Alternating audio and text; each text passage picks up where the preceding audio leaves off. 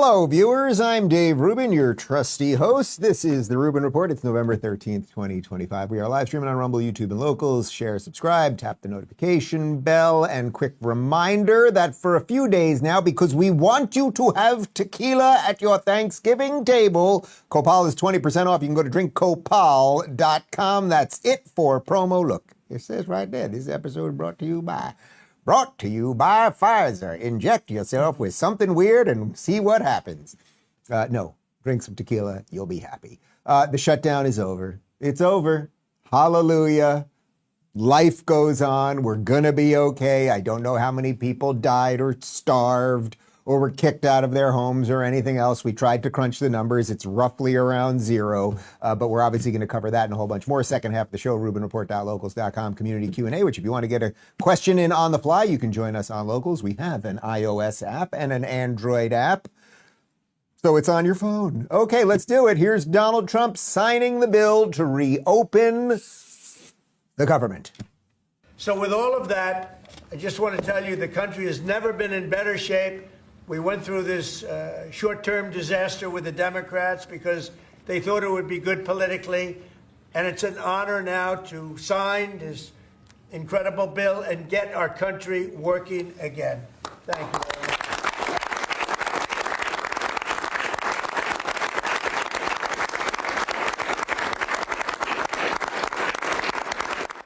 First off, before we get to the government shutdown ending, I do want to say that whoever's in charge of Donald Trump's hair at the moment is doing a bang-up job. It's a little fluffier and more golden than usual. Also, I think the fake tan thing, it's a little redder than usual as opposed to brown. I think it's quite nice.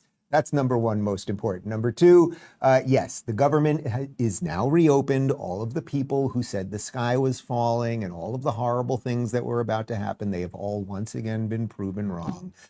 This isn't rocket science, but it did actually take 6 Democrats in the House to jump across the aisle and vote with the Republicans. As you know, 8 Senate Democrats had to jump across, but this was the House, so there were 6 Democrats. I think we've got some names here just for your edification. It was Jared Golden in Maine, Adam Gray in California, Marie Gluesenkamp Perez from Washington, Don Davis, North Carolina, Henry Cuellar in Texas, and Tom Suozzi from my hometown in Long Island, New York.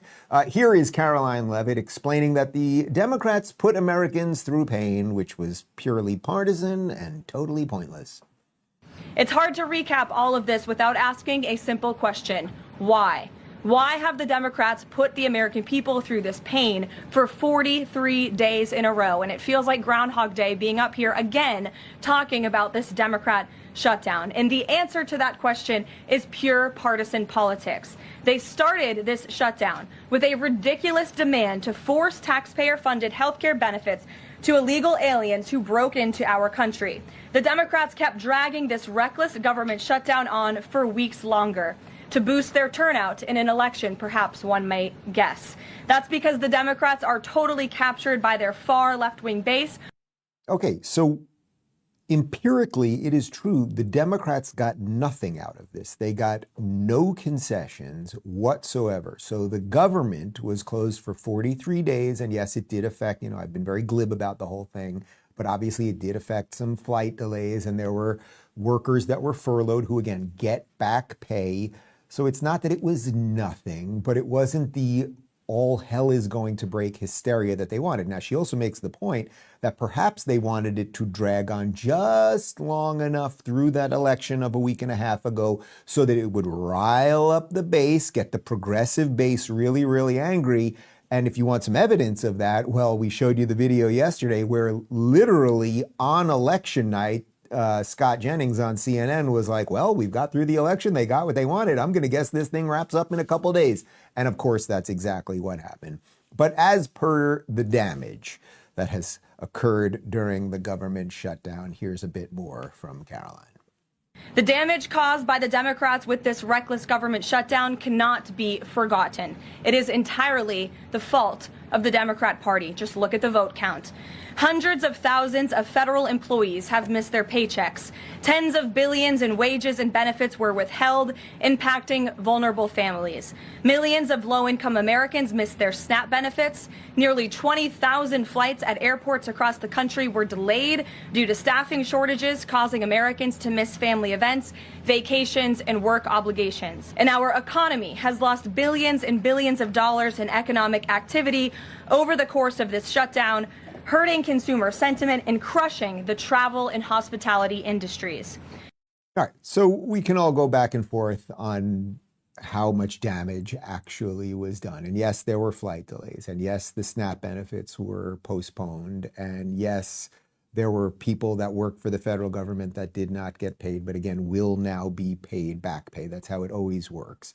But again, the Democrats got nothing out of this, other than I think the progressive base has now gotten a sort of larger call now, a louder voice in trying to destroy all the moderates, some of whom jumped across the aisle to actually open the government, even though it was the progressives who were saying you're starving people. I do think something interesting has also happened, which is that finally, perhaps, there's a little more focus on what these SNAP benefits are. And is it actually true and or sensible that 40 million Americans are on SNAP benefits? 40 million Americans need money from the government so that they can eat. Now, the pure libertarian position on this would be that it shouldn't exist at all, and it should all be done through private charities and churches and temples and synagogues and all of those types of things.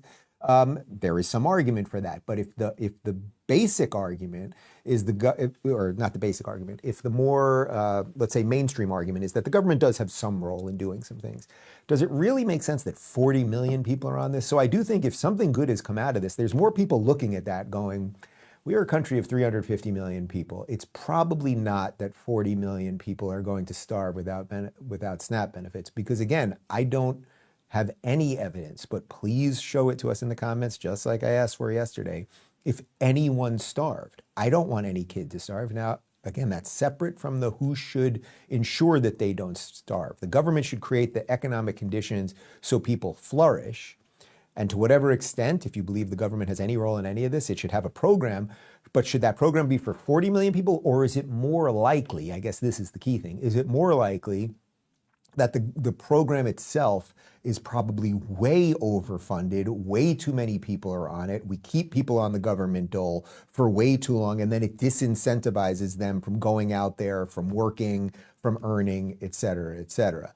Another piece of this is that it shines some light on the actual inefficiency of our insurance industry, and that is obviously true. Whatever side of the aisle you are on, there's not many people that are like, oh my God, the health insurance situation in this country is great. And one of the reasons that it got significantly worse was because of Obamacare. I'll just give you one anecdotal thing. I have a good buddy of mine who lives in Dallas, Texas, who's a doctor. He's a GI, deals with the stomach and those types of problems, acid reflux, et cetera, et cetera.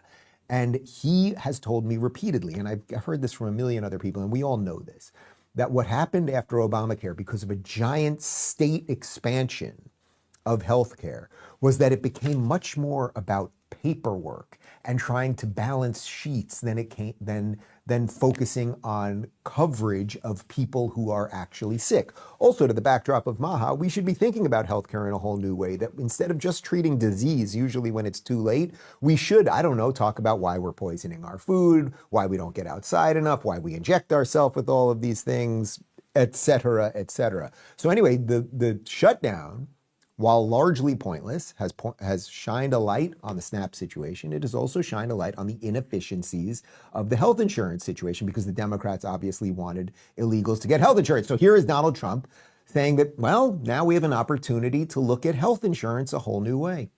Going to go down. It went the exact opposite, with the biggest increase of healthcare in any country. It's a disaster. And I'm calling today for insurance companies not to be paid, but for the money, this massive amount of money, to be paid directly to the people of our country so that they can buy their own health care, which will be far better and far less expensive than the disaster known as Obamacare. And I've had, I think, great support. I've even had Democrat support. So we want the money that would be going to the insurance company, which is hundreds of billions of dollars. You know, their stock prices have gone up by 1,000% in many cases, 1,000% over a short period of time, because our country stupidly pays them so much money with this Obamacare scandal. So I want the money to go directly to you, the people. Okay, so this seems like a real opportunity, if you're Donald Trump, to do something that can really help people and help people quick. Look, we talked over the last couple of days about some of the economic conditions and whether it's all true or just narrative, and he wants to figure out a way to help people get houses, you know, younger people get into the housing market. Maybe this 50-year mortgage thing does something, maybe it doesn't. But that aside for a second, in that there's very few people, as I just said, that love their health insurance, that are like, oh my God, the health services are just so amazing. Like, most people just don't think that. If you were able instead to take tax money and instead of giving it to insurance companies, if you actually could give credits to people, or that you could figure, I think it's kind of funny in the first place because you're taking people's money to do this in the first place. So you might want to just leave people's money in their pocket. But if you're going to tax people, then you might want to actually incentivize them to start having health credits, like figure out a way to keep more money in your pocket. That seems like a winning opportunity for Donald Trump. We'll see what happens with that. The other thing that he's really moving on right now is he really wants to end the Senate filibuster. And this, as I've talked about, this is a tricky one, putting aside who you're for politically. If you remove the filibuster, it will be very easy for whichever side is in power, by whatever razor-thin margin they are in power by, to, in essence, do whatever they want, as opposed to getting 60 votes in the Senate, which is what they have to get right now. If you switch it to just simple majority, like, the party in power can do an awful lot. Now, the Republicans happen to be in power now, and I think they would wield that power fairly effectively or justly. The issue is, they will not always be in power, obviously, and if the Democrats, who are now wildly out of control, do take power, they could do an awful lot of damage. So I'm not ambivalent on this. I'm not exactly sure what should happen here, but here's Trump making the argument that the Senate must end the filibuster. We come up to midterms and other things. Don't forget what they've done to our country. I also want to call for a termination to the filibuster so that this can never happen again. If we had the filibuster terminated, this would never happen again. And don't forget, we have another date coming up in the not too distant future. We can never let this happen again. And we should be able to pass great, really great legislation. So I say terminate the filibuster, because, by the way, the Democrats will do it immediately if they ever assumed office, which hopefully they won't. All right, so the last part, I think that's true. I think it is fairly obvious at this point that this new radical Democrat Party, in that they don't even like the country in the first place, right? They don't like the founding of the country. They don't like our foundational principles and all those things. Why, if they had power, would they not wield it in whatever way they could to get power and to attain that power and to keep that power? There's every reason to think that they would. Now, is that, I'm just talking about it philosophically for a second, is that the right reason for the Republicans to use this power while they have it? I leave that to you. Like, I'm actually not sure what the answer is. I would say in a normal time, and I know why this is a slippery slope argument, but in a normal time, you don't do it. You don't take power. This is the Lord of the Rings thing, right? You don't use the ring because then somebody else is going to, something like that. You don't.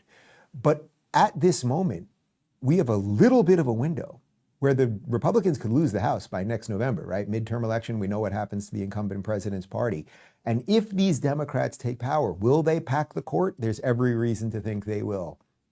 Will they end the filibuster? There's every reason to think they will. Will they make D.C. a state, which then gives them 2 more Democrat senators? Every reason to think they will. Could they do the same thing with Puerto Rico? Et cetera, et cetera, et cetera. So, I don't know, I guess the argument would be extraordinary times create extraordinary measures, but you got to be careful. Interesting, real quick, from Polymarket, they put up a poll asking, will the GOP use the nuclear option to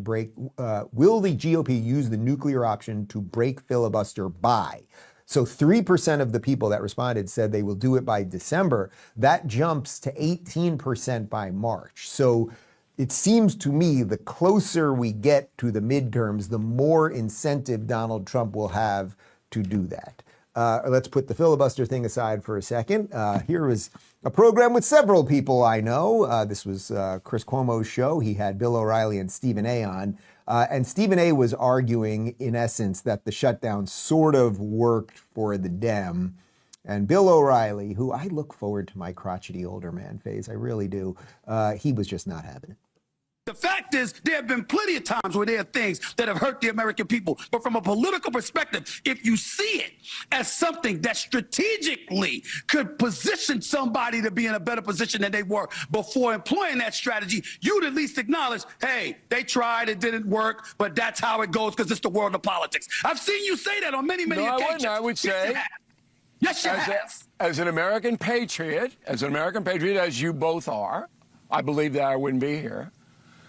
I wouldn't say that. I would say if your strategy is to win a political battle, but you're hurting millions of Americans in the process, right, get a new strategy. Okay. I was yelling a lot, but okay. I love you, Stephen A. But Bill is right. You can't, their strategy was shut down the government. Shut down the government. We want health care for illegals. We hate Donald Trump. We want to do everything we can to damage him. Oh, and there's this election coming up in New York and a couple other places, and it will probably rile up our base. So shut down the government. People are going to starve, but we've got to shut down the government. Then the government opens up, and they're the people pissed about it. I get it. The base of the Democrats is not a particularly bright group of people, so they probably will not make them pay for that. But in terms of real politic, of course, Bill is right. You claim that all of these people are going to starve and die and the pain points are going to be so high, and you are the ones that did it.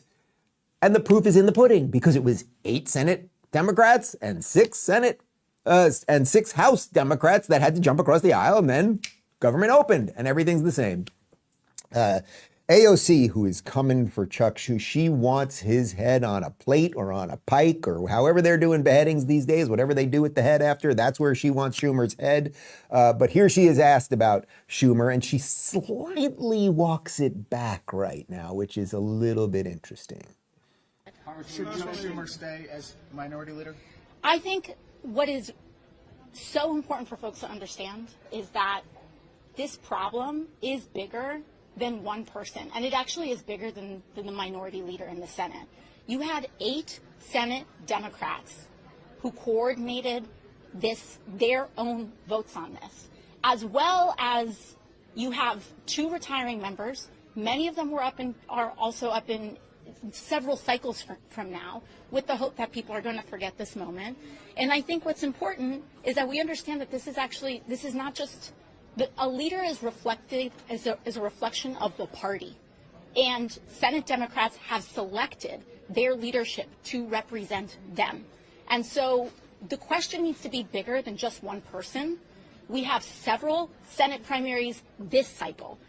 Okay, so there's a couple interesting things here. Remember, Chuck Schumer was not one of the 8 senators who voted to open the government because he wanted cover, which again is exactly what Scott Jennings predicted. So even though he wanted cover, so he could say, well, I didn't do it, he's obviously getting no grace out of her. Also, it's interesting. She says 8 Senate Democrats coordinated their own votes. Are you telling me that Democrats, you're a Democrat, AOC, you mean that some people just disagree with you and do different things? That seems like it's good. It's healthy to have some infighting in a party. It's healthy to have a battle of ideas. But she then goes on to say, we're going to primary their asses. So this is why the filibuster option, I'm sympathetic to Donald Trump's position. The progressives are here to rot out whatever remains of the Democrat Party, take power and never give it up. Socialists don't give up power willingly. But the craziest part of all of this is that the government is now opened, and the 40 million people that they told you were going to starve will not be starving anymore. Here's AOC this is 10 days ago, I think, telling you people are going to starve. Federal workers that have been laid off. We have federal workers that are not taking paychecks. We have SNAP recipients that this administration has essentially indicated, and this president has indicated, that he is willing to starve them in order to coerce them into supporting him. And this is a very grave and dangerous moment. So you think? No, bitch, it was you. Like, wow, what else do you want me to do? Like, what do you want me to do? It was you. You're the one that right now is pissed that those people aren't starving because you're now trying to primary the 8 people in the Senate and the 6 in the House on your side who should fed those fuckers. Here's Chris Cuomo actually making a good point that what this really is about is that the Democrat Party that you think you know, I know your aunt is a nice Democrat, but the party, it's over, it's over, it's over. I'm not impressed by the history of this being the longest government shutdown. It's a regrettable history. I think this is an historic moment for another reason. I think the Democratic Party, as we know it, is about to end. I think that this is the birth of the new left.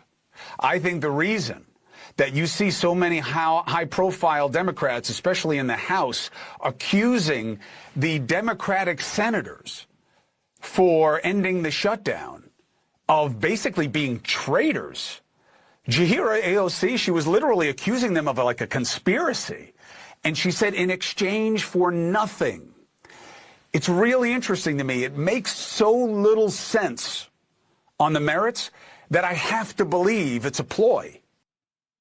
Yeah, no shit, Sherlock. You're right, Cuomo. You're absolutely right. I mean, I've been saying this for years. This, of course, is what was going to happen to the Democrat Party. The Democrat Party is basically a whale at this point, and you're looking at it on the outside going, that's a nice looking whale over there. Look at that whale. I like whales. But inside the whale, it has been rotted out. It has the carcass on the inside is being disintegrated and ingested by the evil parasites inside that are the progressives. So the party, and again, I know we're all going to sit down at Thanksgiving, and everybody, well, there will be some lucky people that will sit at a table with no Democrats, but most of us will sit, and there's going to be some family member, most likely a middle-aged woman who's still a Democrat, and she's not insane, right? She's not like a hardcore Karen. But she's just a nice lady who doesn't really know much, and she likes diversity, and she likes when rapists come over the border and bring drugs. But she's a nice lady, and she makes a souffle, and she comes over, and, you know, she has her Pinot Grigio. And you don't hate her, but she's not that bright. But it's really because she thinks that the whale is still the whale, but the whale is a rotting carcass. John Fetterman, a man who had brain damage not too long ago, who now is the only functional member of the Democrat Party. Here he is talking to Cuomo, and he still thinks that the future of the party is not socialism.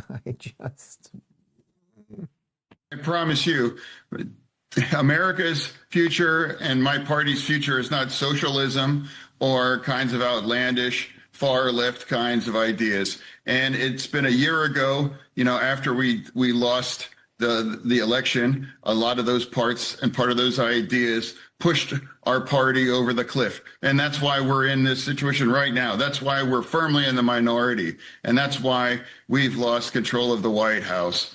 So some people, you know, if you think that's a solution, that's fine. But it's going to be a competition of ideas. And we know that's not going to prevail. You know, what's going to prevail is common sense. All right. Again, I wish you an awful lot of luck, but you would have to show me a whole bunch of other people, Fetterman, who are in that party who are arguing for common sense. What you're saying there is we've lost control of the party. We just showed you a video of AOC saying that they're going to primary all of the moderate, all the people who decided to feed the starving people that 10 days ago AOC was very concerned about. Now she wants to primary the hell out of all of them. And, you know, it's interesting. You say that socialism is not our party's future and socialism is not America's future. Well, I think you got one out of the two right. Socialism, if America is going to continue, certainly as the world leader and the greatest country in the world and the dream of all of our ancestors and everything else, well, then socialism isn't the future. There is no evidence that socialism is not the future of the Democrat Party. You will have to, I think, come up against that more and more as time goes by. Here's Fetterman on CNN with Dana Bash. And interestingly, again, he gets a lot of the stuff right. So when I talk about Fetterman, I hope you can see I'm giving him the most gentle nudge, and we are working on getting him on the show. I would love to sit down with him and hash some of this stuff out. But here he is making a point that the extremes are a problem, but he even sees that the far left which is now his party is more dangerous than the right.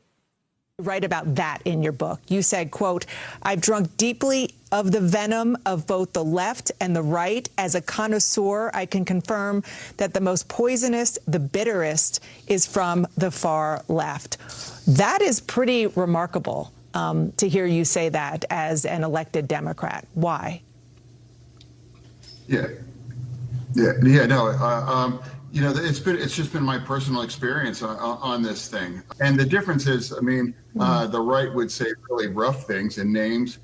Some names I won't repeat on TV, but the on the left it was like they want me to die, or that we're cheering for your next stroke, or that's terrible that depression won. Why couldn't it depression won? Yeah, and he's really just addressing there just how dysregulated the left has become. If only somebody had been screaming about this for the last 10 years that looked a little bit like me. If only someone had been doing that. What that reminds me of course, is the clip we've shown you many times. I'm not going to play it again right now, but when I sat down with Bill Maher a couple of years ago and I said to him, Bill, where would you be more welcomed? Would it be at an AOC rally or at a Trump rally? And he fully acknowledged at a Trump rally, he'd be absolutely fine. And he'd have all sorts of problems at an AOC rally. And now even think about it for Fetterman. So Fetterman, who's a Democratic senator, if Fetterman showed up to a Trump rally today, let's literally play it out right now. There's a Trump rally today. John Fetterman shows up. What happens? He gets huge applause, huge applause. And the people there that kind of don't like him, or he's a Democrat or whatever, they'll be like, oh, it's so cool that he's here. Now think about John Fetterman showing up to a Bernie AOC rally. What happens? They are going to boo the hell out of him. They're going to yell at him. There is honestly a chance it would get violent. They view him for his moderate positions as evil as they view the rest of us. And that is a huge problem. I would say that problem is deeply connected to everything that the Democrats have done over the last couple of years. And one of the things that they've done most dangerously is demonize people by their obviously skin color, gender, sexuality, all of these things. Here's Alex Karp, as you know, CEO of Palantir. I play a bunch of these clips of him. Here he is talking about how they've completely abandoned just kind of normal men. And I'll also say both parties, and again, let me just go to the party where I have more credibility, like the way in which the Democrats just completely neglect males. Like there is nothing wrong, and it's admirable to be a somewhat to high testosterone male. And it's like you have the general vibe in the Democratic Party that it's like there's something wrong. I don't know. There's some way in which I don't find it very appealing as a dude. I don't think most dudes do. It's a huge problem, and you can't address it. It's funny. I always make the joke about why are they all these Democrats? They all talk like this and they're just all limp-wristed. And that has nothing to do with gay or sexuality, actually. Maybe it has something directly to do with testosterone. But more so it has something to do with just like owning your life. And if you own your life, you will not want to be dependent on the government. So there is a direct correlation between these people that are sort of, I can't really do anything, and can somebody do something for me, and where am I, and oh my God, and then being dependent on government. And that's why the Democrats want everybody broken. That's why every 2 weeks you see another article about how working out and going to the gym is really a product of the far right. Yes, because when people are like, oh, I'm going to lose a little weight and start working out, that means I'm definitely going to be some sort of race realist. No, but they don't want you dependent on yourself. They don't want you to feel good. If you feel good, you won't be dependent on them. They don't want you to grow your own food. Then you won't be dependent on their government-run grocery stores. We can do this all day long. I want to talk to you about gold, which is a way to have a little independence yourself.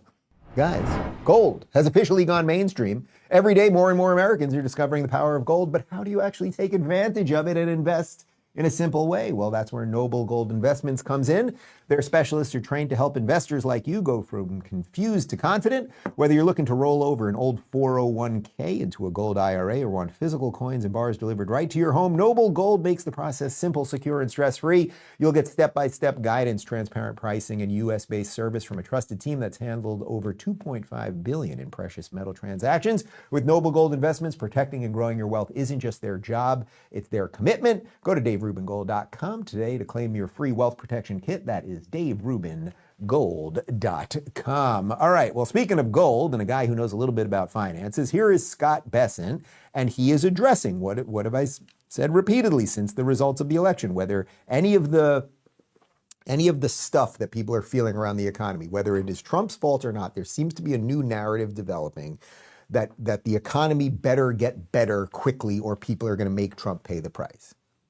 So Trump seems to be on it. Here is Scott Bessent talking about several announcements that the government has coming in terms of how they can make things more affordable for people like you.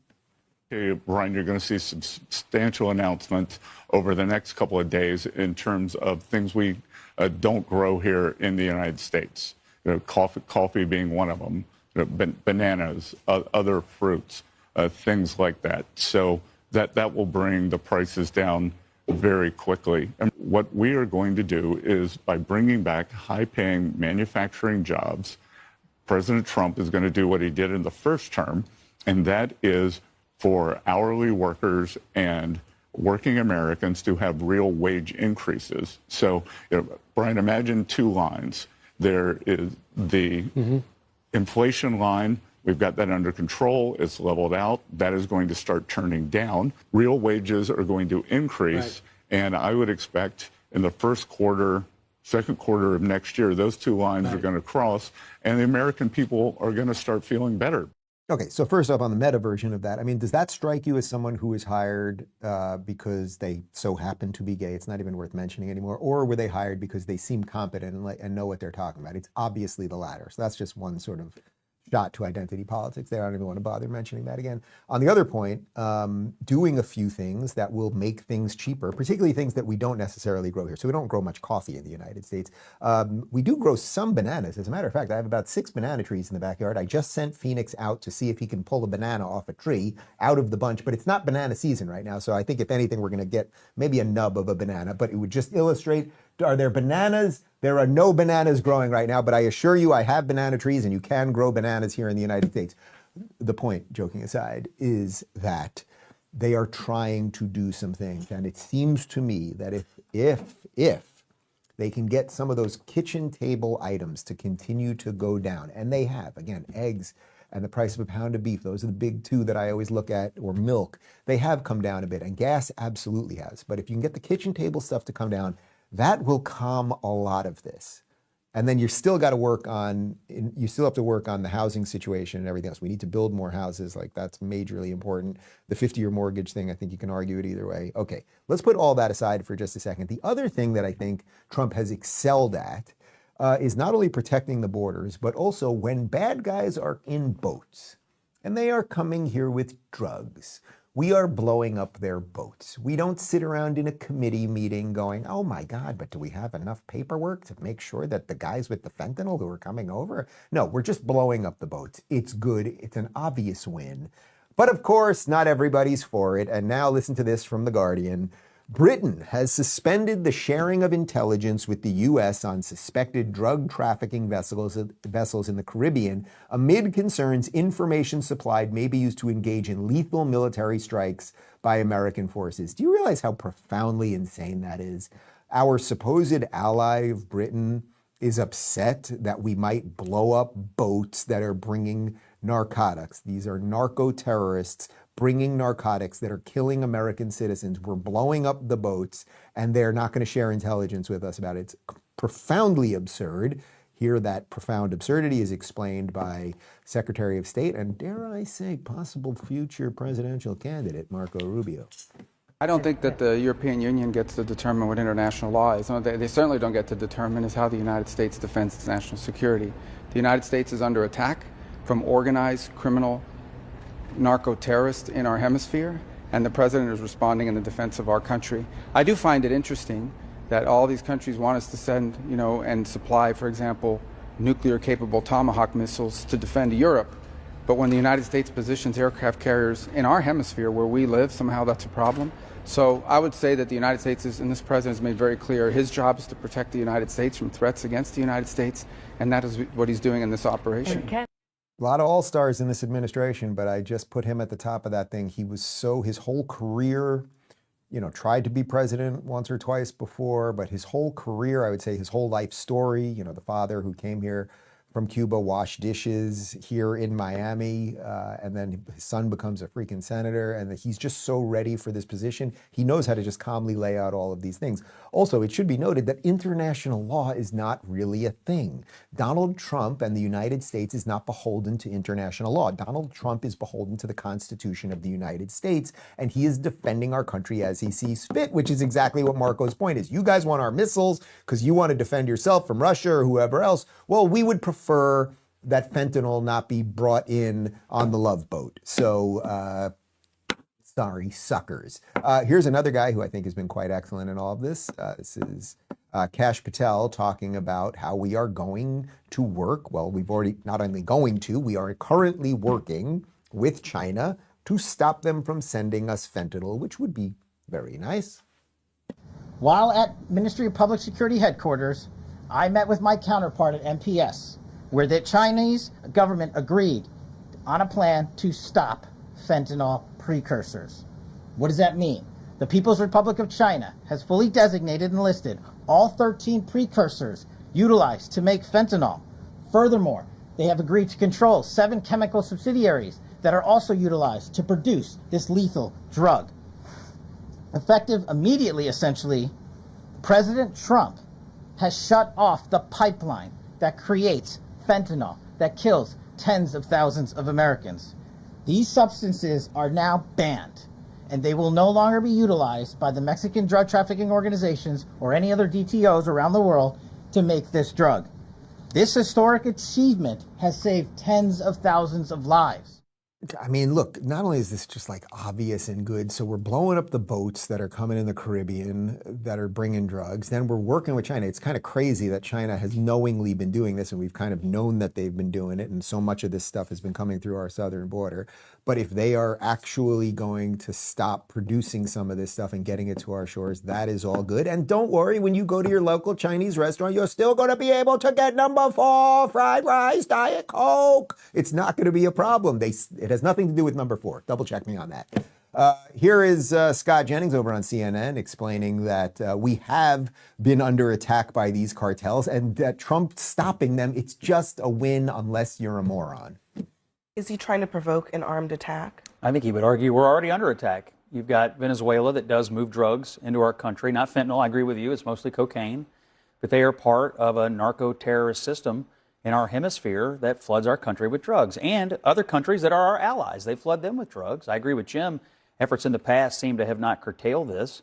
And so, look, he had promised a more muscular response to the international drug trade, particularly in our hemisphere. Now we're getting it. I mean, I guess you could debate the legality of it. I'll tell you the politics of it. It's about a 70-30 issue. The American people have been wanting the government to do something more about the narco-terrorism in our hemisphere, and they're doing it. And so I guess we'll see what the lawyers have to say, but I know what the American people think, and it's like, finally, somebody is taking these narco-terrorists seriously. I know that what Scott Jennings says is important and everything, but I kind of, the whole time I was like, are you going to just turn to this guy and be like, sir, I'm sorry, I can't keep doing this. You look like a thumb. This whole thing is just very weird. Yes, it's a 70-30 win. It's a win, it's a win, it's a win, right? Like, if you are upset that Donald Trump is not abiding by international law, which doesn't even exist, in reality, right? Like you are as an American citizen are not bound by international law. That's why what Mamdani keeps saying, I'm going to arrest Netanyahu because of international law. Like that in and of itself should be disqualifying as an elected official in the United States of America. But putting international law aside, if you're upset that the guys who are bringing the fentanyl over in the boats are getting blown up, you're just a moron, which is largely what the Democrats have become. Here is J.D. Vance talking to RFK, and they're talking about how the Overton window has now really, really shifted on what it is that we can talk about, which is good. You know, one of the criticisms that Bobby will always get, and I always think it's such bullshit, excuse my language, I'm not sure if I'm allowed to say that. It's probably covering, I apologize to everybody who's watching live on Fox News. Hopefully they were able to bleep that out. But anyway, is sometimes there's this attack where people say, well, you know, this or that conclusion is not supported by the science, or this or that conclusion is a conspiracy theory. And science, as practiced in its best form, is that if you disagree with it, then you ought to criticize it, and you ought to argue it against it, but you can't shut down the debate. It doesn't bother me that they disagreed with something that I believed, or disagreed with something you believed, or any of you. It's that they tried to silence the people who were saying things that were outside the Overton window. Right. So now the Overton window has been widened, right? People like Bobby Kennedy are now in the government. People like Jay Bhattacharya, people like J.D. Vance, right? We are now allowed to question some things. You know, it's why I always say it's so important to never forget all of the COVID stuff, and why I do throw back to those videos of Rachel Maddow and everything else, because otherwise it just will happen again, all of it. And it won't necessarily happen because of a pandemic, right? It will happen. There will be some other thing. There will be some other thing, and this will be the thing that you can't touch, that you can't talk about, that we're going to boot your YouTube channel, or we're going to demonetize you on this, or we're going to make sure you can't be on social media or post that or the whatever it might be. And we finally are pushing past that. And JD even makes the point, like, he's like, I'm not necessarily right about everything. Bobby often makes the point, I'm not necessarily right about everything. But at least we have people who are actually using the scientific method rather than slamming you over the head with a scientific hammer. Right? That really is the point. Another one of the great people that this administration brought in is FDA Director Marty Makary. Here he is pressing Sanjay Gupta. Now, you know Sanjay, he is CNN's chief medical guy. And he starts asking him about boosters. Listen to Sanjay's answer on this. I'm 55. I'm a healthy guy. I got my COVID shots. Should I get a booster or no? What number was that then for you? 7? Nah, I don't. You know, our hospital was mandating it, so I can't keep track of the numbers. But I think it was 3 or 4 for sure. I mean, look, would you get it? No, I did not get the COVID booster shot. Because you're concerned about safety, or why? I don't need it. I don't feel like I need it. Do you get a flu shot? I do generally get the flu shot, but the flu efficacy, as you know, ranges from single digits some years to 40-some% at best. But this idea that if you're healthy, you don't need it. I mean, most people are healthy that get vaccines, right? I mean, it's to prevent you from getting sick. But the problem is it really does not prevent you from getting sick. If you're healthy, what's preventing you is the fact that you've got cellular immunity and you're healthy and you can withstand a common cold. If you've had it in the past, you're saying, and you have natural immunity. And that's probably most people now, which is, I think, the point that you've made. Thank God we have people like Marty Makary now and Jay Bhattacharya heading up NIH. First off, that Sanjay, and I think he pretended. He's pretending not to know. Can you imagine you're the chief medical correspondent, I think that's his title over at CNN, and you're asked on your show how many boosters you got? I think 3 or 4. He can't remember. You can't remember, Sanjay? Is memory loss a side effect of getting boosters? You can't remember? That seems crazy. Like, if you can't remember the amount of boosters you got, I'm pretty sure you're not qualified to have your job in the first place. But then he also says, I can't remember. It was mandated by the hospital. Yeah, it was mandated by the hospital because of people like you. People like you. I got zero COVID shots, 0 boosters. Why did I get it right and you didn't? Is it because maybe, Sanjay, you're an actor? The drug ribavirin has been shown to be effective against this virus. Yet, Homeland Security is telling the CDC not to make any announcements until stockpiles of the drug can be secured. Well, Dr. Gupta, there continue to be evaluations of several drugs. Ribavirin is among them. But right now, our best defense has been social distancing. No handshaking, staying home when you're sick, washing your...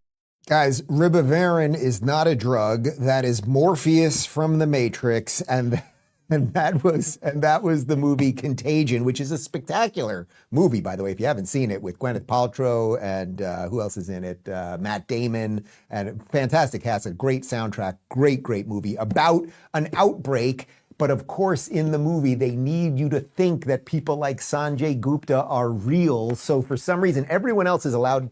You want to play somebody? You're going to play the head of the CDC? Fine. You can be an actor, but you have to play a TV doctor. It has to be the real one. It's like when Jake Tapper shows up in all of these movies. Like, why can't someone pretend to be someone like Jake Tapper?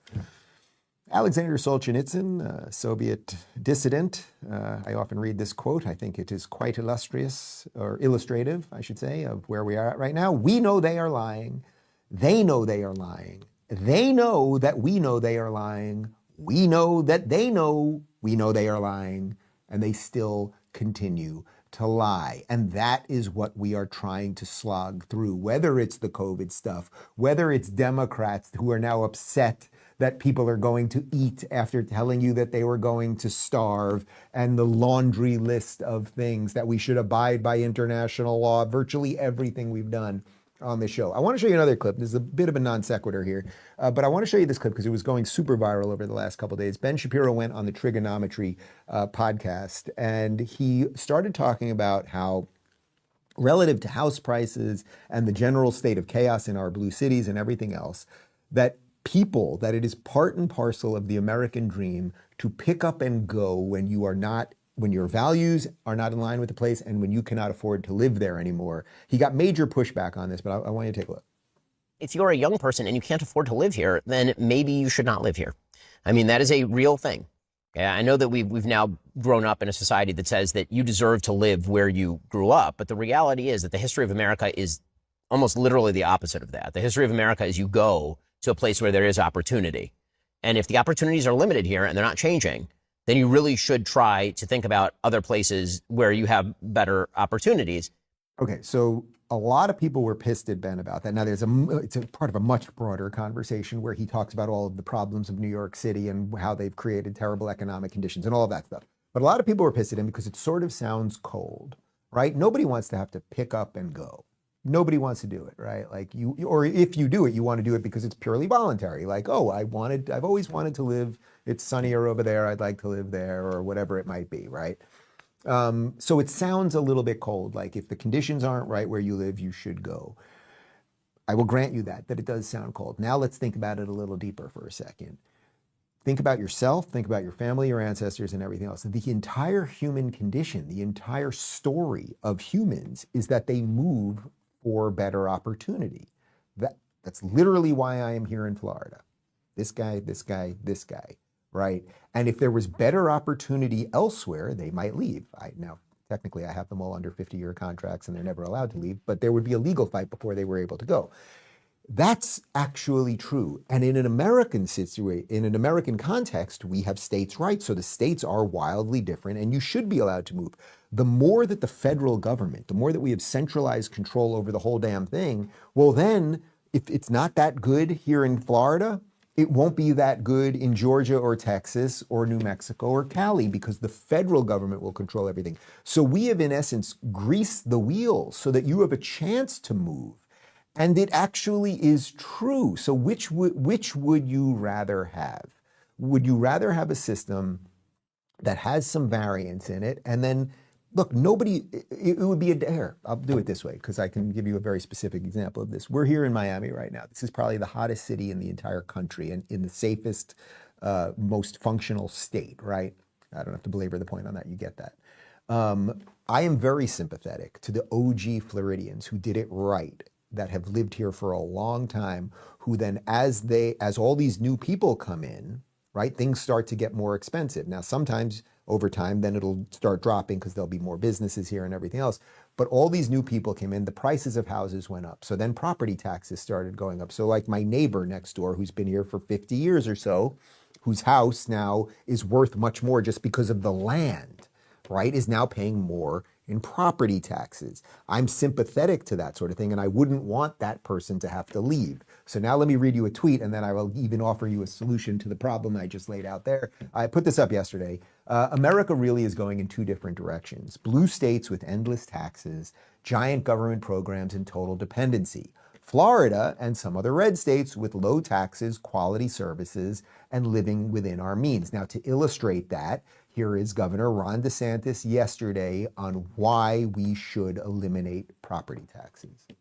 From the property tax situation. It's very important given how that's pinched so many homeowners, particularly our senior citizens who have their homes paid off and they bought it 30 years ago for a certain amount. Now they're being told it's worth so much more and they have to pony up more and more money. It's almost like they have to pay rent to the government just to be able to enjoy their property. And that's wrong. And we need to do something about it.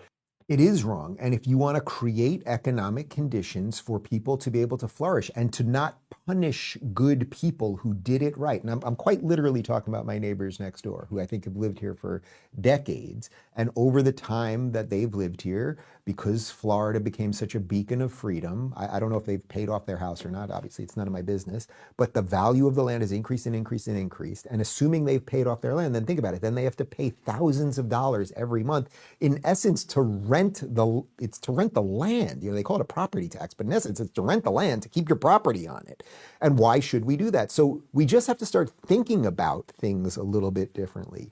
And if we lower taxes, if we lower regulation, if we give more chance for you, exactly what Donald Trump said as it relates to healthcare earlier, if we give more chances for you to invest in yourself and your community, that is the way you make things flourish. I don't know that we've ever had a more sort of fitting ad right here, but Tax Network USA. If you owe the IRS back taxes, they can garnish your wages, levy your bank accounts, even seize your retirement or take your home. Don't let the IRS target you. Call the professionals at Tax Network USA. Their tax lawyers and enrolled agents are experts in powerful programs that may even help you reduce or eliminate your tax debt. Tax Network USA is A+ rated and has saved clients over $1 billion. Whether you owe a few thousand or a few million, they can help. In just one phone call, you can start the process of stopping those threatening demand letters, ending the aggressive collections, and resolving your tax problems once and for all. But you have to act now while you still have options. For a free consultation, call Tax Network USA today at 1-800-958-1000 or visit tnusa.com/Dave. Don't let the IRS be the first to act. All right, guys, we got a couple questions from the Rubin Report Locals community. Here we go. Christine says, are Democratic socialists trying to take over the Democratic Party instead of forming a third party? And if so, what can moderate Democrats do to prevent it? Christine, yes, they are trying to destroy the party. Would it have been nice if they had just, formed a splinter party, just said, hey, we're not into liberalism, which was the sort of driving idea of the Democratic Party for a long time. We are socialists, right? Years ago, remember, they all called themselves Democrat socialists. They really don't say that anymore. And by the way, watch my videos from 5 years ago. I was saying it. Eventually, they will drop Democratic. And by the way, eventually they'll drop socialists and they'll admit that they're communists. And some of them are already doing that. So it would have been nice if they had just formed a different party. You know, it's sort of like there's a Libertarian Party. It's useless and ineffectual and all of those things, but they don't fully fit in within the Republican Party that tends to be more conservative than Libertarian. So it has it sees more of a use for government than a pure Libertarian Party. And the Libertarians have their party. They've done very little with it and they never get good candidates. And I've used to go to a lot of libertarian events and they mostly want to argue about whether driver's licenses should be legal or not. And I'd be like, guys, could we kind of get more serious here? And that's why I don't do a lot of those events anymore. I'm just not that interested. It's also why I never fully considered myself a libertarian. I love libertarian ideas, obviously. I'm always talking about how to limit government, keep more of your money, all those things. The classically liberal position, I always think, is it's sort of a libertarian who lives in the real world. Libertarians, as a general rule, they live in more of an ideal world. Yes, we should have open borders and blah, blah. Okay, well, that all is nice, except I live in a real world, right? I'm a realist, I think.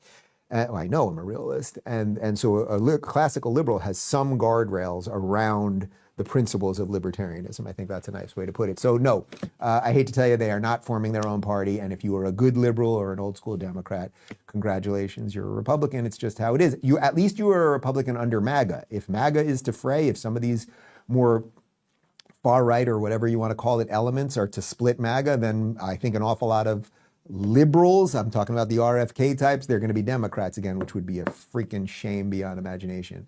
Lacey says, I want to buy a bottle of Copal for my husband. Stylistically, he likes Blancos. Do you think he'll like Copal? He mentioned that the Clooney brand tastes like it has flavor added versus from the barrel and doesn't think it's good. Is that how you feel about it? Yes. So Casamigos, which is the Clooney brand, which I always forget, he sold for $500 million or $1 billion? He sold it for $1 billion. It's shitty ass tequila. It's not good. I will give George Clooney credit. Casa Amigos, house, friends, boom, great name. Like, you nailed it, man. Great. The tequila is not great. There are additives in it for sure. It's just not great tequila. It's not. I'm sorry.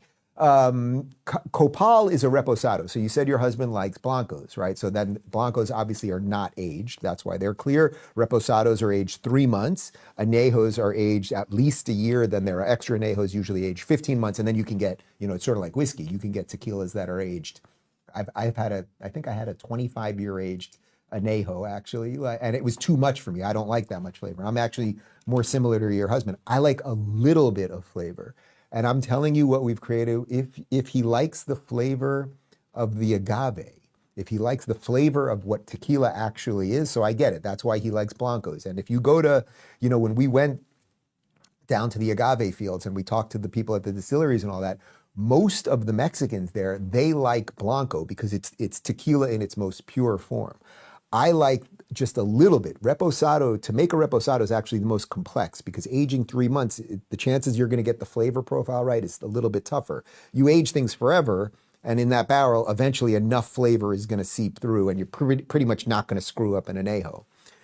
I like the light, refreshing flavor of a reposado. I think you will dig it. And as we said at the top, right now, because we want you guys to have Copal at the Thanksgiving table, it is 20% off for a limited time. So you got to order it this week to get it before Turkey Day. And there is nothing better than turkey and tequila.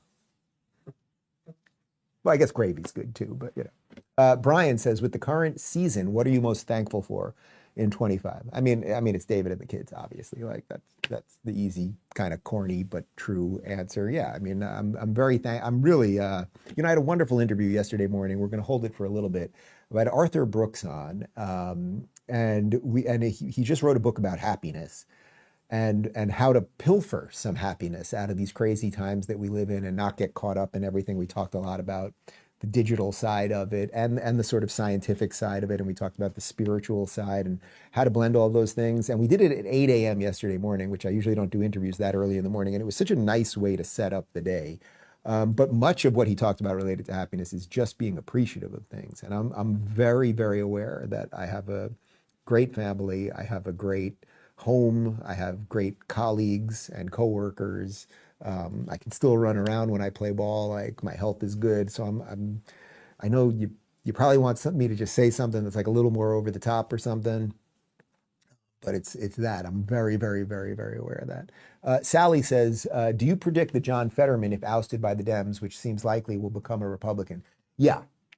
He doesn't strike me as somebody that's going to leave that easily. You can see it with him right now. Like, in some sense, he sees the writing on the wall, but he keeps saying the future of my party's not socialist. Now, as I said before, he's right. The future of America isn't, if America is going to continue, but the future of his party is. So will he eventually become Republican? I don't know that he will be a card-carrying member of the Republican Party, but I would say the same thing about Bobby Kennedy. I don't know that Bobby Kennedy has, ripped up his Democrat card. I think he lives in LA. I don't think he's ripped that up and now says he's a Republican. He happens to work in a Republican administration. You might take somebody like Joe Rogan, pretty much voted Democrat his whole life. Is he a Republican now? I don't know.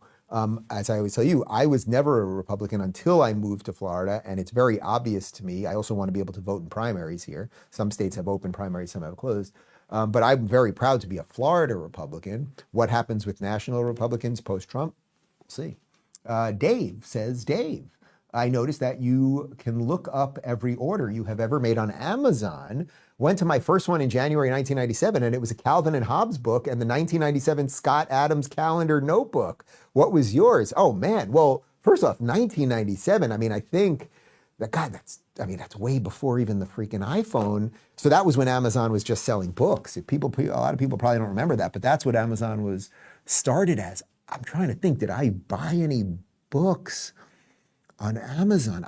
Probably not, because I lived in New York City at the time, and I used to go to bookstores all the time, actually. It was one of my favorite things to do. You could just sit at Barnes & Noble, and you could just sit, and I had no money when I was a struggling comic, and I used to just sit in the alleys there and just read full books. I would sit there for hours and hours and hours and do that. What was the first thing? I mean, my guess is probably wasn't a book. It was probably a couple of years later with the iPhone. Probably bought a video game, maybe like a PS2 game. What year would PS2 be? That's got to be around 2000, something like that. By ballpark, no, PS2 was probably around 2002, maybe something around 2000. Wow, how did I get that right? Yeah, so it was probably like NBA Live or one of those things. Yeah. Let's talk about balance of nature for a minute, and then we'll have more questions on the other side. Getting enough fruits and vegetables every day can be tough. That's why I love Balance of Nature's fruits and veggies supplements. They make it simple to add a wide variety of whole foods to your daily routine, all in just a few capsules. These supplements aren't just convenient, they're made from 100% whole foods with no binders, fillers, or flow agents. Just 16 whole fruits and 15 whole vegetables that are freeze-dried, lab-tested, and packed with natural goodness. You can take them with water, chew them, or even mix the powder into your favorite food or drink. However you use them, it's the easiest way to get more real fruits and veggies into your day. Right now, you can get a free fiber and spice supplement plus 35% off your first order as a new preferred customer at balanceofnature.com. Just use code Rubin. That's balanceofnature.com, promo code Rubin. All right, a couple more questions. Joe says, when is it appropriate to put up a Christmas tree? I vote after Thanksgiving. You know, it's funny. We went so hardcore. I've mentioned this a couple times. The kids are so into ghosts right now. We're like a Ghostbuster factory here. I've got an ectoplasma system and a other thing that the Ghostbusters have, and we got all the proton packs and all of that stuff. That started in August when we were off the grid. And we play Ghostbusters constantly in this house. There's something funny about children, like they just want the same song or whatever it is over and over and over. So I have heard the song Ghostbusters. Like there's nobody on planet Earth that has heard the song Ghostbusters more than me, except my kids, basically. So we were very early in on Halloween. David's really big on the seasonal stuff and putting the house in order, let's say, to have the seasons be a little bit, so that you come in and we got the early September stuff with Halloween and then roll into, we have a lot of Thanksgiving stuff up right now. So we're going hardcore on Thanksgiving right now. Yeah, I guess I would say after Thanksgiving, you go hardcore on Christmas, but to each his own, as they say. Tony says, it's great to see that Copal is winning awards. Do you have any deals in the works to get Copal into restaurants or bars? Any way we, the locals members, can help? So yes, we are expanding. We have a big meeting tomorrow. We're working on a major distribution situation here in Florida that I think we'll know about by the end to get into a ton of stores. I really want to kind of focus on we're really just selling online right now. We're in one, I literally brought one bottle of Copal to a restaurant that I really like here in Miami called Chop in Coconut Grove. It's a great steak joint that just opened a couple months ago. I introduced myself to the manager. I said, hey, this is my tequila. You want to sit down and try this? He absolutely loved it. They immediately bought it. So Copal is at Chop in Coconut Grove if you're in the Miami area. And we're slowly figuring out what to do. It's doing a really nice business online, and I'm so thrilled. Every day I'm getting emails and I see all the tweets and comments and locals. Like, people really do love it. I have seen it's a really, really good tequila. And even if you like tequila, you will love it, I promise you. And if you don't like tequila, I still think you're gonna like it. Like that really is my position on all this. But yes, we plan to then roll out into some other stores and restaurants and things of that nature. So stay tuned. Well, we just hired a broker, so give me a little bit. It's happening. But for right now, drinkcopal.com. Marty says, do you think Gavin Newsom's terrible track record is why he refuses to say he wants to run for president? This way, the spotlight exposing him will be delayed as well. It's so freaking hard to see what is going on truly in that man's mind and heart. Like the endless ability to lie, to pretend he's had nothing to do with all of the horrible things he's done, to point everything at Trump. Like, will the lies ever catch up with him? I mean, the fact that they did that debate, which I know everyone's forgot about now, but that DeSantis and him did that debate, and DeSantis just mopped the floor with him, just confronting him face to face about all of his lies, literally pulling out. I love when receipts are pulled out of the pocket. Here's the freaking poop map in San Francisco that people put out on an app so that they don't step in shit. Like DeSantis doing that, right? And that's not DeSantis' strong point. Like, gotcha with somebody. And the fact that he survived that, Like, he kind of is a cockroach in that sense. Like, this guy will survive anything politically. He shouldn't have, a guy that destroyed San Francisco, he should have been the last guy that would then be the governor of California. And yet he is, and has been reelected and survived recall and everything else. So I don't know what goes on, like what privately goes on in his mind. Does he think he's honest? Does he think he's good? Does he think this is all a game? I don't know. Mitch says, other than the Golden Girls and cartoons, do you have any favorite TV shows from childhood? Mine were Kung Fu with David Carradine, Lost in Space, and I would throw in Gilligan's Island as well. Well, everybody loved, it was a little before my time, obviously, so I was seeing it in repeats, but everybody loved Gilligan's Island, all that stuff. I really remember I loved Magnum P.I., I loved The Love Boat. I loved a lot of those, I guess those were kind of early 80s. They were actually late 70s. Into early 80s shows. A lot of them I was a kid, I didn't really understand, but I did see this question before, and I'm gonna pull this up because there was a show that was on Friday night. It was not for kids, but my parents and my brother and I, we'd all hop in my parents' bed and we would watch a show called, it was not Dallas, Falcon Crest, thank you. We would watch a show called Falcon Crest. It was basically a soap opera, dramedy, I guess you could call it. Here's just a little bit of it, and you'll find something quite interesting. There's a little bit of the intro of Falcon Crest.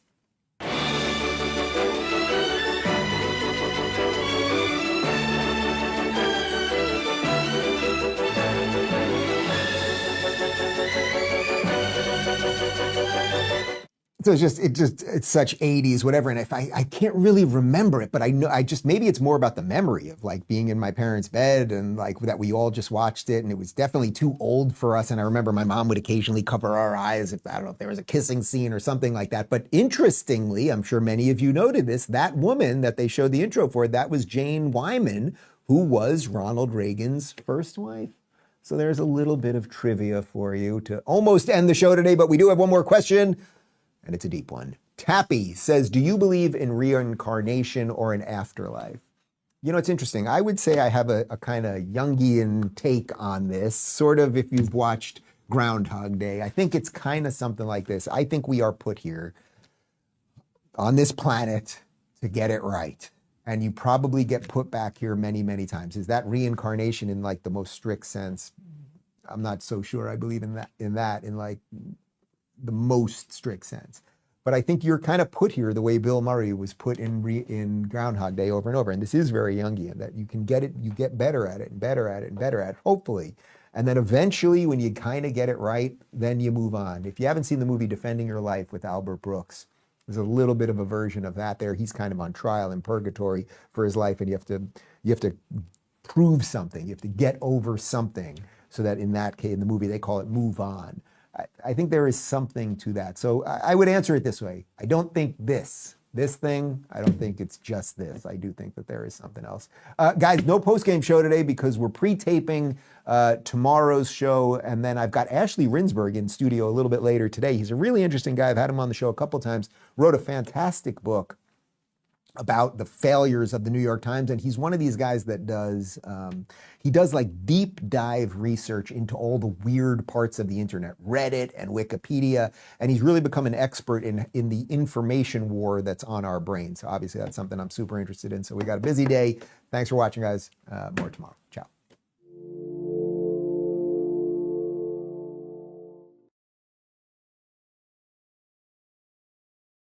This is our first podcast coming out as our true selves. We're furries! Yeah, we've been holding it in forever. This is my true identity. And you know what? It just eats me alive to not tell how we met at a furry con.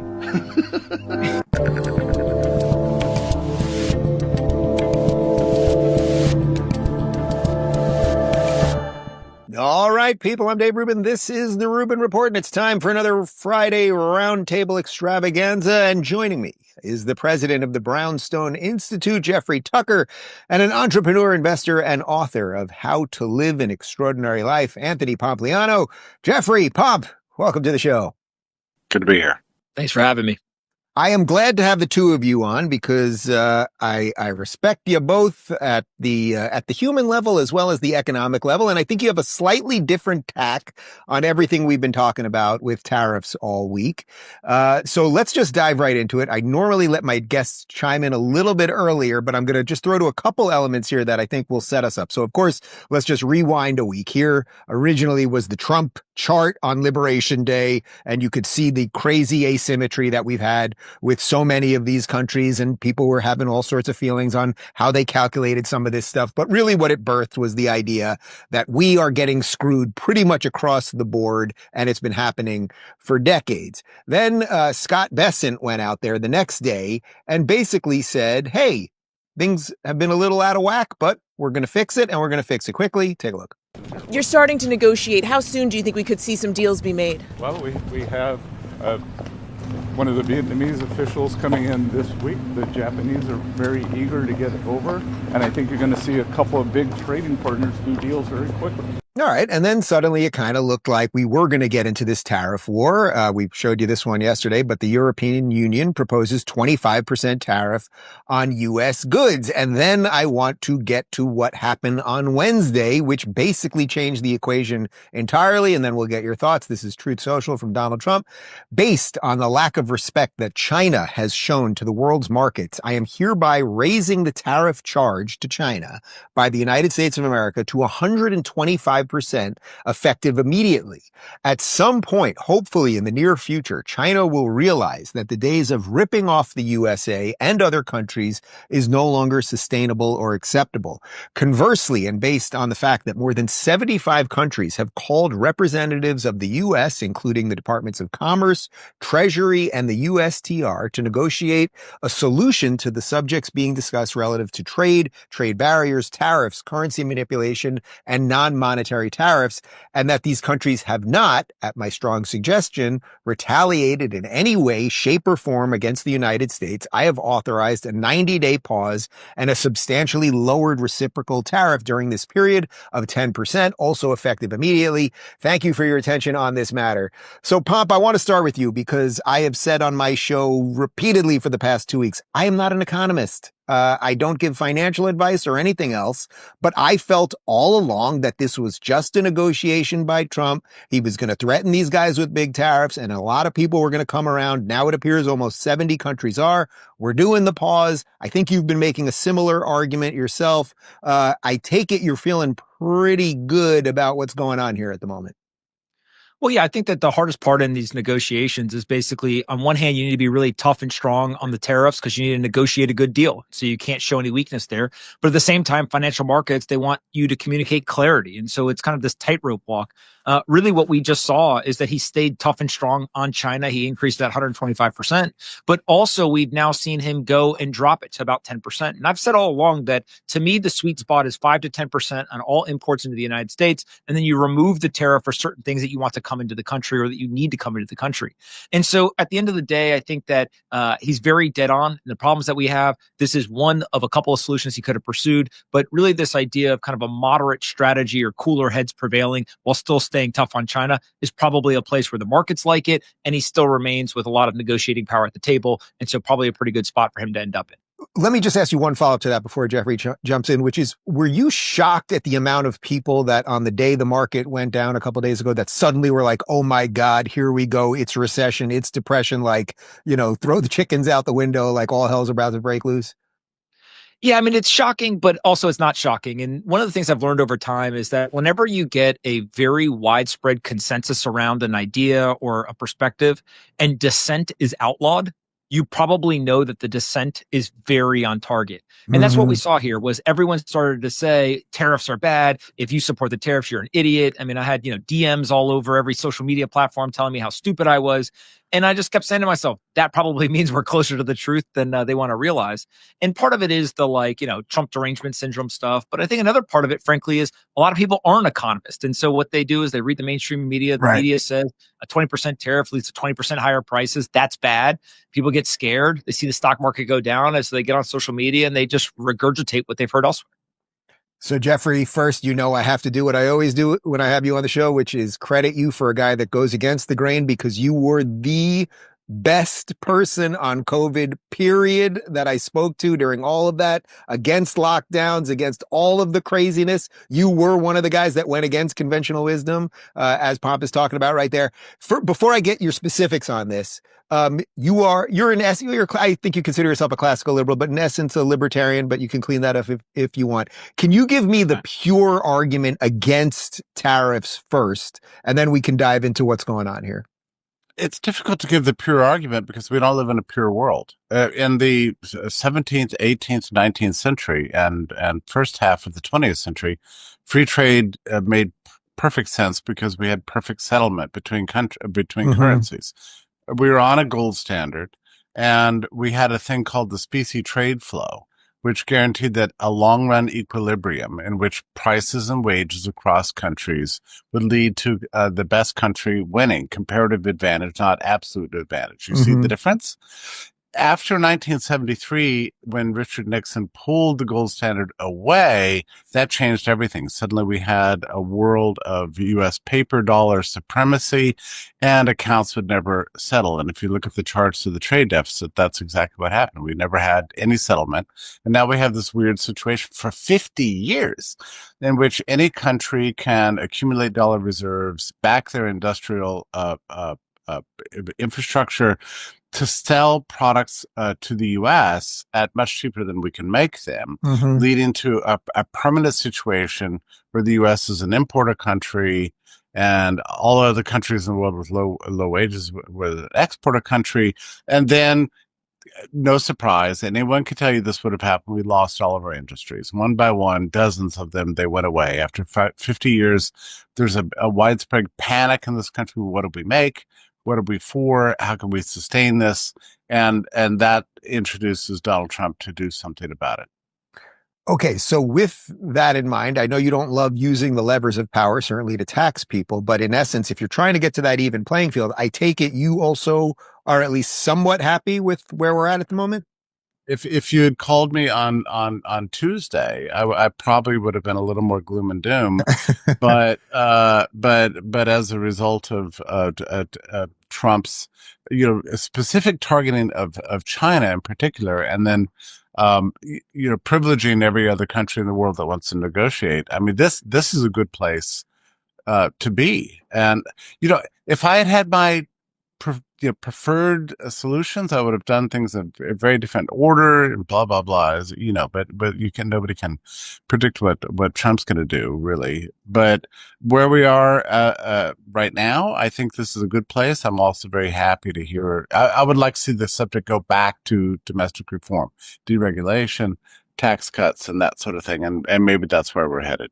Yeah. Pomp, do you think that's where we're headed? I mean, my sense is it is. Once we even out these trade deals, then we can get to what Trump talked about, which is now maybe even no income tax if you're making under 150, some more deregulation, et cetera, et cetera.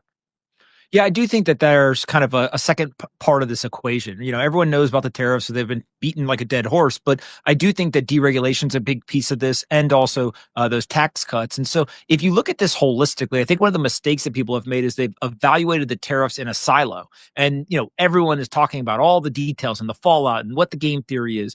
But really, if you're able to cut all of the federal income tax that goes to the tens of millions of Americans that make $150,000 or less, that will be a massive boom to them. And I think that smaller government kind of returning dollars to their pockets really big. And then also, if you look at many of the biggest problems we have in our society, things like housing or healthcare, those places really have high prices and increasing prices because of government regulation. And so that deregulation should help on the pricing side, should allow entrepreneurs to go into those industries to solve those problems.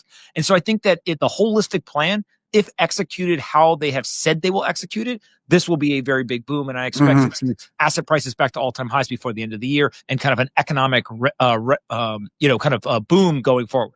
We checked the numbers. Apparently 80% of Americans make less than 150. Now, a certain percent of those people already don't pay federal income tax, but 80% of Americans, in essence, getting that money back, I think that's going to make a lot of people really happy real quick, right? Because, Jeffrey, that basically gets us out of theory and gamesmanship. It's just literally like, look at my check. Oh, federal income tax is gone. Well, look, the number one issue here, when as I talked about level playing field or comparative advantage between nations, U.S. has to reduce the production costs for business, and that means deregulation, sound money. The U.S. could balance its budget and stop generating debt for the world to use as collateral against which the U.S. has to compete. It's a crazy system that Trump is targeting China in particular right now is hardly an accident. It makes perfect sense. I mean, China owns vast amounts of U.S. debt, and they're using that debt as collateral to expand their industrial power against American business. So the best way to fight back, to my way of thinking, is just to create a massive sea to shining sea enterprise zone of laissez-faire and productivity, low business costs, low barriers to entry, really fire up the entrepreneurial sector in America, and that's kind of where Trump began. If you look at all of his executive orders, they were swinging in that direction, and that ultimately is what's going to bring back manufacturing and fire back up the American jobs machine. You gave me a great segue here, so I want to throw to Chamath Palihapitiya from All In Podcast, talking about how we've outsourced so much of this. You saw this in COVID. America is totally unprepared to fend for herself if push came to shove. We can't make things here anymore, right? We have kids that can make TikToks, but we don't have scientists that can make drugs. That's not sustainable. That's not a secure country. Pomp, do you think that's what this is really all about? I mean, now that Trump has got these, 70 plus countries negotiating again, and we'll see what happens over the 90 days, and that this does now seem to be aimed at China. And if you just look back at COVID, where we were buying freaking COVID tests from China while they probably released the thing in the first place, like that this really was just all aimed at fixing something internally here so we are not so reliant on everybody else? Well, I think that's one part of it, right? I do think that if you're going to have a tax cut, you need to raise government revenue. If you want to bring back jobs and GDP growth and kind of accelerate those things, then you're going to need American manufacturing. And then there's definitely a national security argument here. And, we do make a lot of things in America. We're pretty good at producing reusable rockets or weaponry, pharmaceuticals, and many other things. But I think really what we noticed is that there's bare necessities. There are things that in times of crisis we are going to need. And so, if we have a hot war, how many bullets or ammunition do we make? Right? Mm-hmm. If we have some sort of healthcare crisis, how rapidly can we do R&D and then production of the medicines that we're going to need?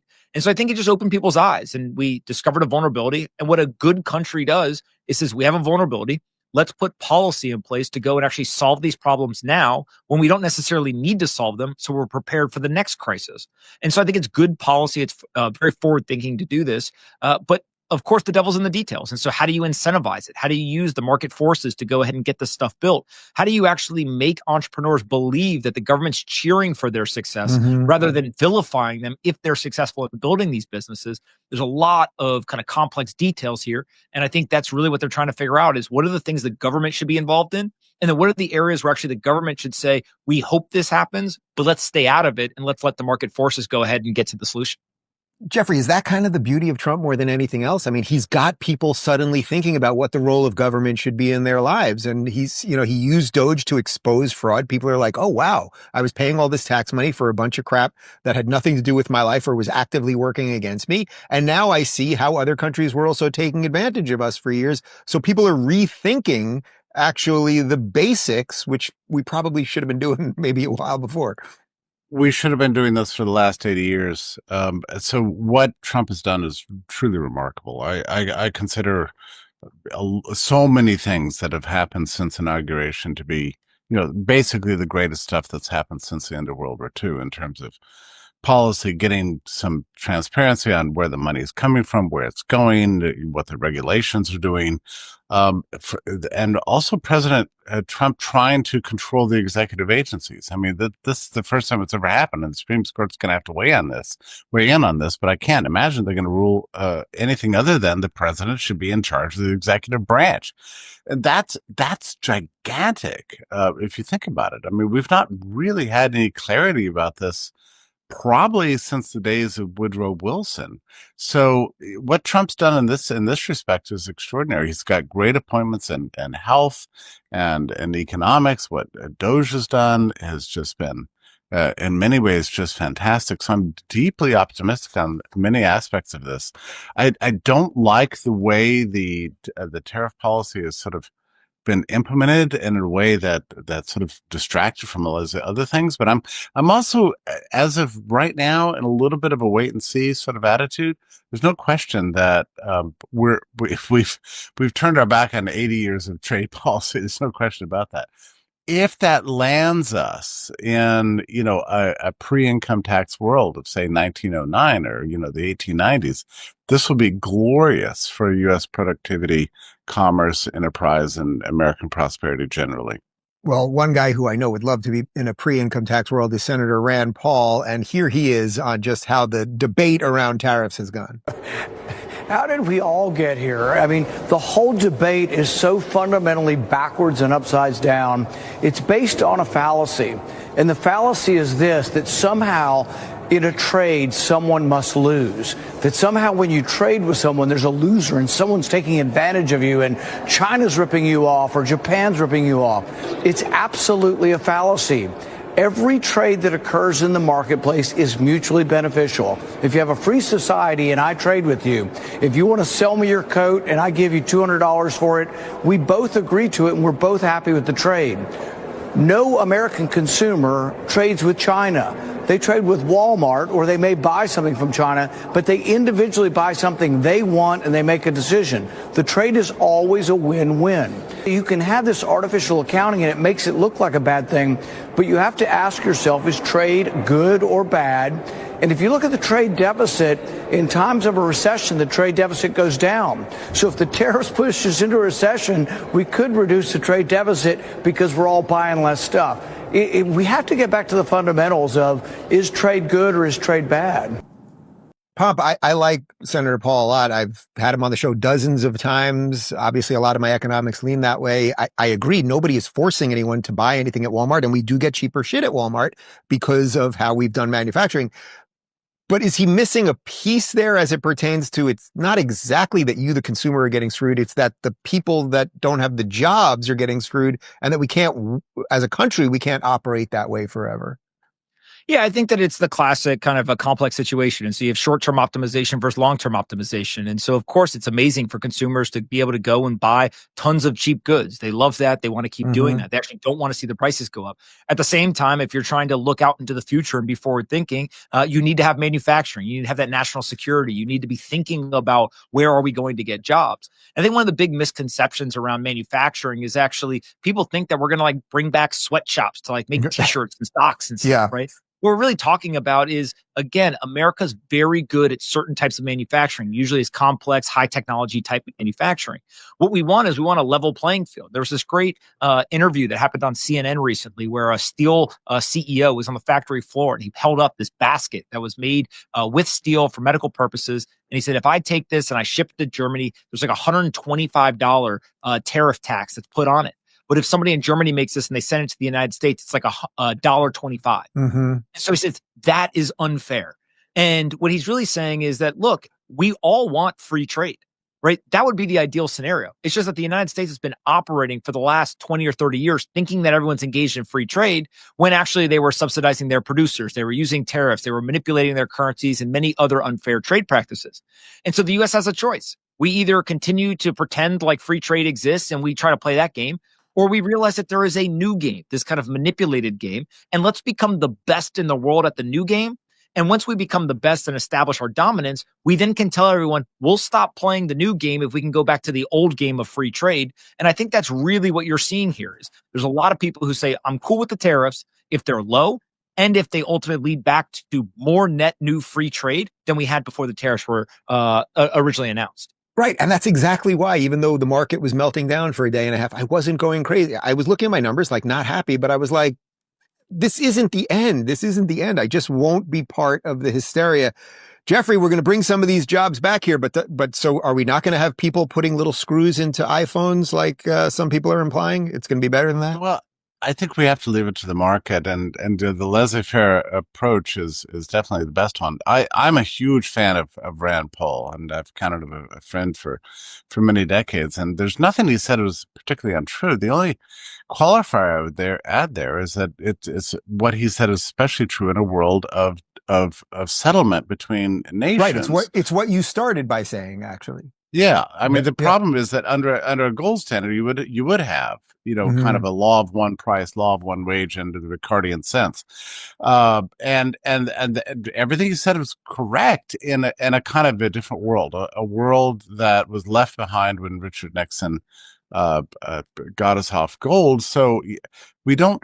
So the U.S. became the fiat provider to the world. They're providing liquidity for the entire planet Earth, and other nations figured out the game and pillaged all of our productive resources. I don't know how else to put it, and that's been going on for you say 30 years, but I would trace it all the way back to 50 years. And this is a problematic situation. I mean, it's basically unsustainable. And so the U.S. has to do something about this. It's a wonder that it's taken as long as it has. So I don't like tariffs either, but the present situation, by the way, the theory, I think, of the Trump administration is we're going to use tariffs as a proxy for currency settlement like you would have had, under a Bretton Woods style system. I'm not sure that really works out exactly. There's a lot of static, a lot of unknowns here. But under the current situation, the status quo can't just keep going on like this, and it shouldn't have ever been allowed to go on. So I love the idea that we're going to try to do something about it. Again, the goal is to fire up American enterprise. Dave, one of the things that's interesting about what happened after Nixon left the gold standard is that regulations increased, inflation kept going on. The Fed kept watering down the value. I did the numbers this morning. If you look at the purchasing power of the dollar since 1973, if you put 1973 at 100, right now we're at 13.4%. I mean, that's how dramatic the inflation has been. Plus all the regulatory agencies, hundreds have added. It's impossible to do business in the United States in the way it was, say, in the 19th century. So if we can get rid of all that, stabilize the dollar, and by the way, inflation is in fact dramatically down since the inauguration. We're down to real-time inflation at about last I checked was about 1.5%. So it's not no inflation, but it's much better. So we're making a lot of progress, and if we keep making this progress, we can solve these imbalances in the world trade system and fire up American enterprise in all sectors. And I'm not ruling out anything. I mean, can manufacturing come back to the U.S.? Probably. It probably never should have left. Actually, I think I'm optimistic about it. Well, we'll have more on how this is also creating a really wide political tent in just a second, but first, CB Distillery. If you're tossing and turning at night or feeling on edge during the day, it might be time to try CBD from CB Distillery. Millions have already made the switch because it works. In fact, over 90% of customers report better sleep with CBD, but it's not just for sleep. CB Distillery has targeted formulas for stress, mood, focus, post-workout pain, and even CBD for pets. All made with clean, premium ingredients, no fillers, no junk. With over 2 million happy customers and 100% money-back guarantee, CB Distillery is the name to trust. And right now, you can save 25% off your entire purchase. Just go to cbdistillery.com and use promo code Rubin. That's cbdistillery.com, promo code Rubin. All right, so I want to read this tweet from Bill Ackman to you guys. Bill Ackman, we've shown a lot of his stuff over the last half year or so as he went from, let's say, a kind of moderate liberal into a Trump guy.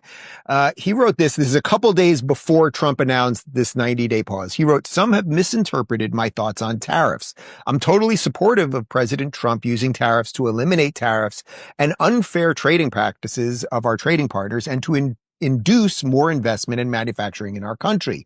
I'm advocating for a 30, 60, or 90-day pause before the tariffs are implemented tomorrow to enable negotiations to be completed without a major global economic disruption that will harm the most vulnerable companies and citizens of our country. If a country does not negotiate in good faith, then Donald Trump can bring the hammer down, but doing so without giving time to make deals creates unnecessary harm. I welcome the counterpoint. So the reason this tweet is interesting is this is exactly what Trump did, and it was only a day after Ackman was getting a ton of shit, basically, because he was saying he doesn't like tariffs. Then he qualified it, basically saying, let's do this kind of 30, 60-day pause.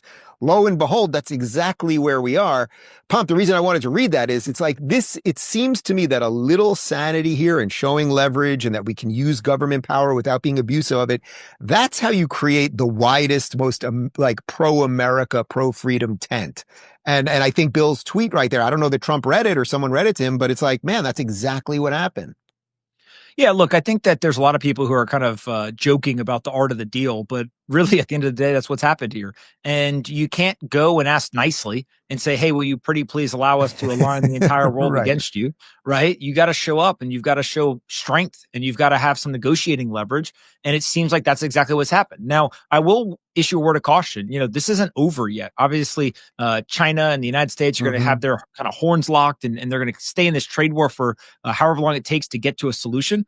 But also, there's still a lot of trade deals that need to be done in terms of the various countries that also are aligning with the United States. But we are in a much better place today than we were 2 or 3 weeks ago. And I think that the longer this goes on, the more the United States and our citizens are going to realize we got a good position. We got a good hand. And China is going to have to come to the negotiating table. And hopefully we can get some sort of deal that prevents all of the IP being stolen. There's some sort of tariff reduction. The subsidies get cut off. All the things that I think Trump wants. The odds are increasing day by day that he's actually going to get some of that stuff. Jeffrey, how much of this do you think is something that Pomp mentioned earlier, which is that China just owns a ton of our debt? And that in and of itself, putting aside IP being stolen and them selling us cheap stuff through Temu and everything else, that the debt problem was becoming sort of insurmountable and unsustainable. And we had to do something to address that. So I totally agree with this. And this is actually, to my mind, the central issue. This debt problem began, with Japan. Once China was introduced to the World Trade Organization, China figured it out. China's central bank owns vast amounts of U.S. debt that, again, serves as collateral against which they can compete with the U.S. at using a permanently lower wages. Look, Dave, I'm just telling you, there is no free trade theorist in history, from David Hume all the way to Gottfried Habler, about whom I wrote yesterday, who would approve of this situation. I mean, it's just completely unsustainable. One of the best ways that the U.S. can deal with this is to stop creating the debt, and stop marketing it around the world to be held by central banks around the world. Like that would be actually devastating and level the playing field just by itself. I mean, this is a complicated economic situation, but the U.S. is not helping